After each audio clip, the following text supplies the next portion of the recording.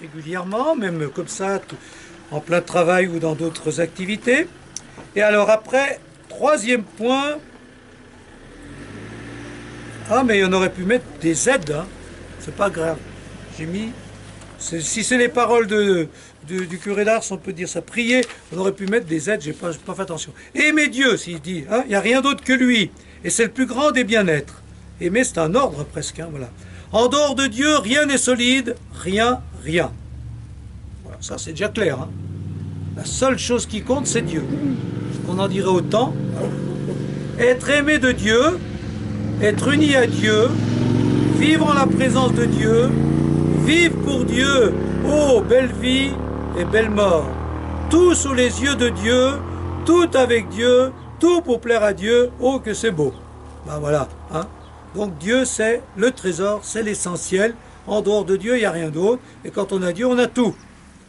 Nous ne devrions pas plus perdre la présence de Dieu que nous ne perdrons la respiration. Dieu, travailler avec lui, marcher avec lui, combattre et souffrir avec lui. Ah oui, mais ça je l'avais déjà cité, je n'avais pas remarqué, on a fait 2 fois. Tu travailleras, mais il bénira ton travail, bon, toujours en présence de Dieu. Donc Dieu dans toute la vie. Quand on fait la Sainte Communion, voilà. Alors j'ai cité ça ou je le recite, c'est pour dire que pour lui, eh ben voilà, Dieu, donc c'est l'absolu, c'est le tout, mais c'est aussi un bien-être. Donc quelque chose qu'on ressent comme quelque chose de bon en nous. Hein. Donc on a vu tout à l'heure ce qu'il a dit sur la prière. Hein. Mais voilà par exemple pour la communion, quand on reçoit le Christ. Et après je citerai pas trop de choses sur l'Eucharistie ni sur la communion, mais évidemment, pour lui, il n'y avait pas de journée sans communion. Hein. Donc il tenait beaucoup à l'Eucharistie, c'est évident, hein, comme à la confession. Quand on fait la Sainte Communion, on sent quelque chose d'extraordinaire, et c'est ces mots à lui, un bien-être qui parcourt tout le corps et se répand jusqu'aux extrémités. Qu'est-ce que ce bien-être? C'est notre Seigneur qui se communique à toutes les parties de notre corps et les fait tressaillir. Ceux qui ne sentent tout à fait rien sont bien à plaindre. Alors, est-ce que quand vous communiez, vous ressentez ce bien-être? C'est pas évident tout le temps, hein. Vas-y. J'ai écouté une fois sur RCF, c'était dans les échanges du mercredi soir, un prêtre vous répond. Et donc, il demandait à ceux qui téléphonaient de dire des moments de bonheur. Oui. Et il y a une dame qui a téléphoné et qui a dit justement, quand elle communiait, qu'elle ressentait un bonheur extrême. Ben, je me suis dit, moi je ne le ressens pas. On n'a pas entendu. Elle me dit, moi je ne le ressens pas. Ah bon. Et elle dit, moi je ne le ressens pas. Ben oui, mais c'est pas pour tout le monde pareil. Alors réagissez à ça parce que, est-ce que pour vous, ça c'est quelque chose dont on parle pas mal aujourd'hui, mais qui est bien contesté, qui peut se contester. Est-ce que vraiment la foi, la prière, le croire en Dieu, est-ce que ça doit se traduire par du bien-être intérieur, par une douceur, comme il a dit, une ivresse, ou tout ça, ou est-ce que ça, c'est du superflu, c'est même de la sensibilité, ça n'a rien à voir avec la vraie foi, Dieu est d'un autre ordre que ce qu'on ressent, ou est-ce qu'au contraire, Dieu doit être du domaine du ressenti? Voilà une grosse question qu'on peut se poser.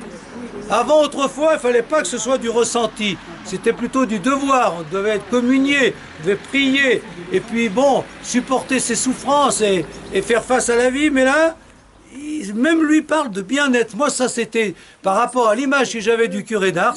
Je n'avais pas cette image-là d'un curé d'Ars qui parlait de bien-être dans la relation à Dieu et notamment dans la communion. Alors, qu'est-ce que t'en penses, Martine? Je pense pas qu'il est employé. Attendez, on écoute comme ça, vous réagissez. À la messe, c'est compliqué parce qu'on va communier, mais tout de suite après, il y a le chant de communion qui arrive tout de suite. Et total, on n'apprend pas à se taire. Il n'y a pas assez de temps de... Bon, ça peut, oui, maintenant... C'est une éducation à faire. C'est une éducation. Alors, qui c'est qui réagissait autrement là? Je disais qu'il avait sans doute pas, c'était sans doute pas exprimé avec pour ce moment de bien-être. Ah ben moi, c'est sa citation alors. Est-ce qu'ils ont changé le mot? Je pense pas quand C'est même. pas un mot de l'époque. Moi ça m'a Je suis d'accord étonné. avec En tout madame. cas moi il m'a étonné ce mot-là. C'est pas un mot de C'est l'époque. pas un mot de l'époque. C'est pas un mot de l'époque. Et bien pourtant moi j'ai pris la citation telle que le père Chossolski, Oui, enfin mais celui c'est qui a le père écrit. qui l'a mis. Voilà. Voilà. Parce que ça parle mieux. Mais est-ce que justement il voulait retraduire en termes d'aujourd'hui Oui, moi, je ce qui pense. était dit? Peut-être. Mais en tout cas, c'est quand même curieux qu'on entende Oui, ça, je suis d'accord. même qu'on pense ça de lui. Moi, je n'imaginais pas que la relation au Christ était de cet ordre-là, même s'il y avait aussi, comme on l'a vu tout à l'heure, des moments d'aridité ou de sécheresse.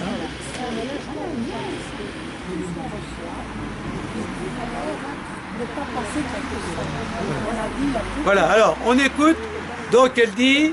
Je dis qu'il faut accepter des moments comme ça, des moments difficiles, mais c'est pas ce qui doit remettre en cause notre Voilà, faut accepter dans notre relation à Dieu, faut accepter les moments qui peuvent ressembler à ça, comme des moments de sécheresse. Faut accepter, faut vivre ce qui tous vit.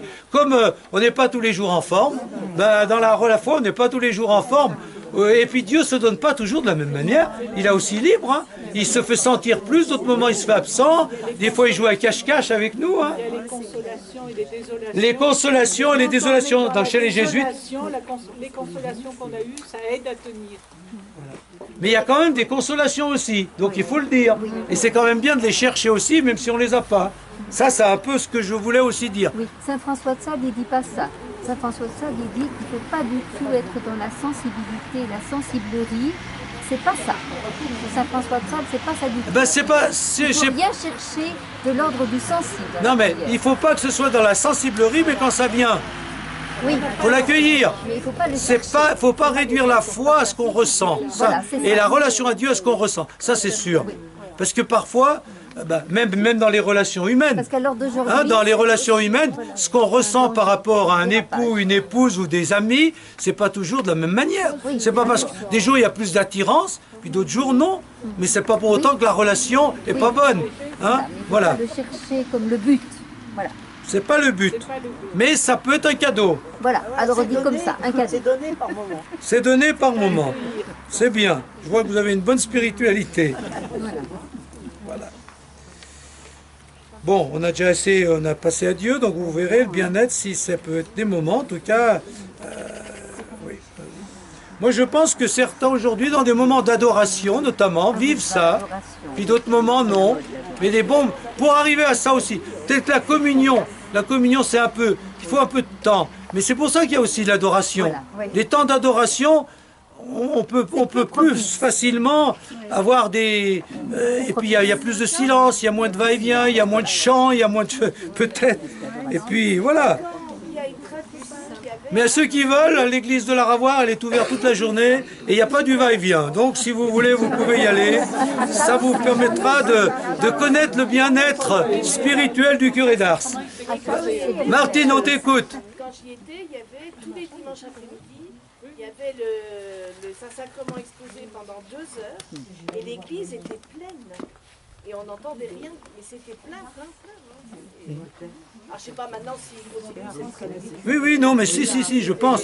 Mais il y a beaucoup d'autres endroits aussi, ça existe. Il y a eu un renouveau des temps d'adoration qui, justement, je pense, bon, l'adoration a toujours été le Saint-Sacrement, mais c'est aussi une des raisons pour lesquelles ça se redéveloppe. Et même, dans des églises parisiennes, il y a des j'ai vu ça, hein, il y a des soirées d'adoration, il y a beaucoup de jeunes.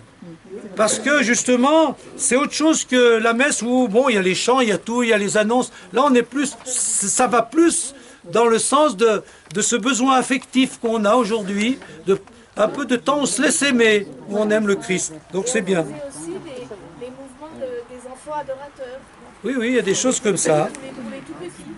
Voilà. Ça, c'est Bon, c'est bon comme ça? Vas-y, l'autre Martine, c'est une Martine à l'autre. Non, mais moi c'est Brigitte. Brigitte, pardon, oh là là, je suis bête. Brigitte, oh là là, ça va plus. Brigitte. Mais c'est ta tenue qui m'a trompé là. Vas-y.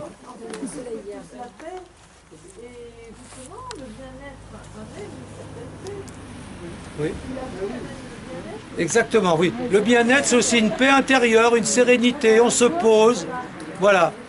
Oui, oui, oui, oui. Puis, il y a différentes formes. Hein. Des moments, il y a plus une douceur, d'autres moments, plus la paix, ou un élan. Enfin, voilà. Se regarder en face, s'accepter, très bien, faire le point. Alors, autre chose que je ne connaissais pas de lui, et c'est le premier chapitre, je ne l'ai pas voulu le mettre en 1, parce que voilà, mais lui, le père Chosolski l'a mis en 1. Acceptez vos blessures. Vous mettrez des aides, hein. Acceptez vos blessures et faites confiance à la miséricorde de Dieu. Voilà.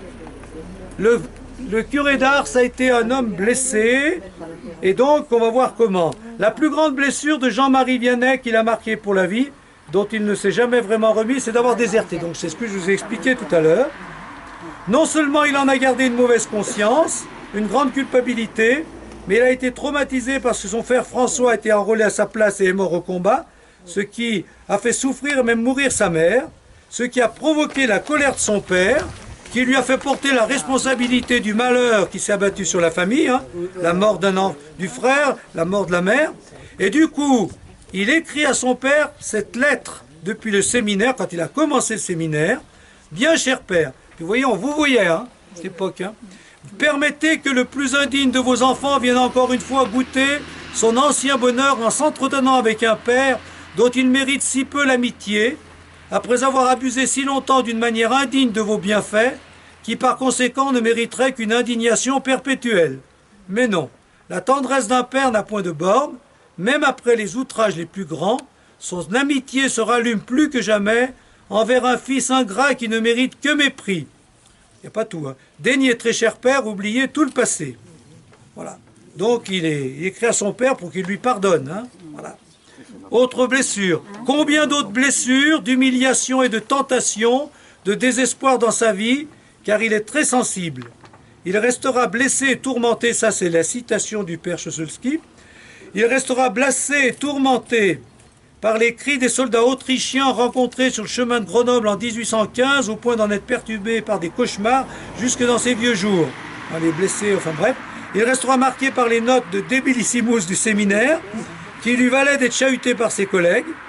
Il sera continuellement tenté par le désespoir, dans la considération de ses limites, de ses péchés et du rejet de certains de ses paroissiens. Voilà. Donc on verra, par exemple, des pétitions contre lui, hein, parce que quand il prend position pour le dimanche ou des choses comme ça. Voilà. Donc, il y a eu pas mal de blessures et il les a portées, mais en même temps, hein, donc il les regardera en face, mais au lieu de les ruminer, il en fera un tremplin pour se confier. Il faudra que je relise un peu mieux les notes. Hein. Il y a plein de fautes aujourd'hui, mais je n'ai pas eu le temps de relire, parce que, bon, bref. Se confier à la miséricorde de Dieu et devenir miséricordieux envers les gens et même envers ses opposants. Donc, c'est une des explications de ce prêtre. Enfin, pourquoi il a tant confessé? C'était pour manifester la miséricorde de Dieu, mais s'il l'a fait, c'est parce que lui en avait bien besoin aussi. Il n'était pas toujours fier de lui, conscient de ses limites, de ses péchés, puis même un peu, des fois, scrupuleux, hein, un peu angoissé. Donc il avait besoin de se mettre face à un Dieu qui lui pardonne, qui le réconcilie même avec lui-même. Hein. Voilà. Donc, ça c'est une question sur laquelle on n'a peut-être pas forcément l'habitude de réfléchir. Acceptez vos blessures. Est-ce que vous y avez eu des grandes blessures dans votre vie? Est-ce qu'il y en a encore? Et comment les avez-vous vécues? Et est-ce que vous les acceptez comme une... comme une raison de plus de vous confier à Dieu, de vous en remettre à lui. Voilà, les blessures. Alors aujourd'hui, c'est aussi quelque chose sur lesquels hein, on insiste beaucoup. Hein. Les gens blessés, il y en a. Hein. Et des sessions ou des... tu connais ça Agapé, par exemple. Toutes les blessures qui touchent les uns et les autres, faut les regarder en face, puis essayer de les soigner et déjà les accepter. Voilà. Il y a pardonner, accepter, pardonner. Accepter, pardonner, réconcilier. Se réconcilier. Ouais. Comment? Ça peut être un chemin que Dieu utilise aussi. Absolument. C'est absolument, justement, à la limite, on peut dire aussi pour lui aussi, lui qui a eu cette grande blessure là, de la désertion, C'est par la blessure que qui s'est peut-être encore plus ouvert à Dieu que s'il n'avait pas eu cette blessure. Hein. Il avait besoin de s'accrocher à Dieu. C'est peut-être parce que Dieu avait besoin d'un Comédas qui lui a permis de déserter. Ben peut-être, ouais, peut-être. Si on voilà. On va peut-être dire heureuse faute, comme on le dit, heureuse faute qui nous a valu un tel sauveur. Voilà. Et faire de nos blessures une richesse. Faire de nos blessures une richesse. Voilà. Alors, pensez à vos blessures. Je vous propose de réfléchir un petit instant. Je pense à mes plus grandes blessures. Donc ça peut être dans la conscience, j'ai une mauvaise conscience pour telle chose, j'ai un peu honte de moi, ou des blessures parce que on m'a peut-être pas traité de débilissimus, mais quand même on m'a rejeté ou on m'estime pas. Voilà, je pense à mes plus grandes blessures, à ce qui m'a le plus blessé dans la vie, et je regarde ce que j'en ai fait, comment notamment elles m'ont rapproché de Dieu, ouvert à Dieu. On réfléchit.